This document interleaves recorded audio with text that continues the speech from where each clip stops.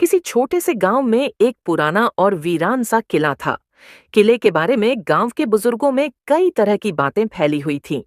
कुछ कहते थे कि वहां रात को अजीब अजीब आवाजें आती हैं, तो कुछ का मानना था कि वहां किसी बुरी आत्मा का वास है। किले के पास एक घना जंगल था, जहां घना अंधेरा छाया रहता और कोई भी वहां रात में जाने की हिम्मत नहीं करता था।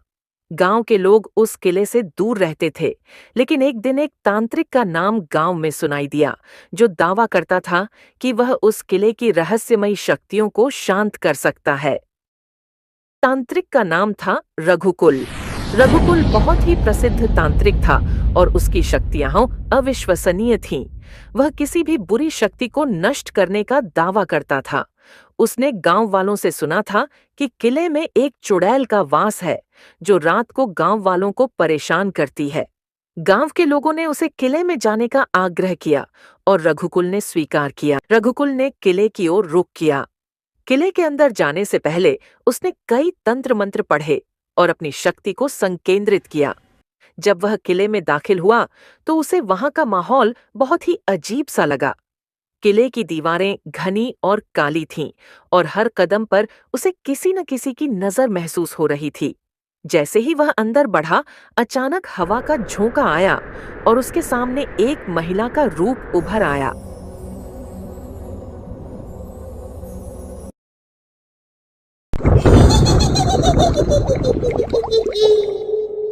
तुम यहाँ क्या करने आए हो? मैं यहाँ तुम्हारी शक्तियों को नष्ट करने आया हूँ। तुम सोचते हो कि तुम मुझे नष्ट कर सकोगे? मैं एक चुड़ैल हूँ। मेरी शक्ति तुमसे कहीं अधिक है। मैं तुम्हारी शक्ति को तोड़ सकता हूँ, क्योंकि मैं एक तांत्रिक हूँ। चुड़ैल ने अपनी आंखों में क्रोध दिखाया और अचानक किले का माहौल और भी भयंकर हो गया। चारों ओर अंधेरा छा गया और हवा में एक ठंडी सिहरन दौड़ने लगी। चुड़ैल ने अपनी शक्ति का इस्तेमाल करना शुरू किया। रघुकुल को महसूस हुआ कि चुड़ैल की शक्तियां उसे कमजोर कर रही हैं, लेकिन वह डरा नहीं। उसने अपनी तंत्र विद्या का इस्तेमाल करना शुरू किया।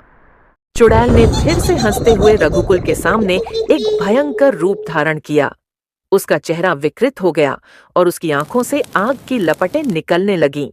उसने एक घातक मंत्र पढ़ा और रघुकुल पर हमला करने की कोशिश की, लेकिन रघुकुल ने अपनी तंत्र विद्या में और शक्ति जोड़ दी।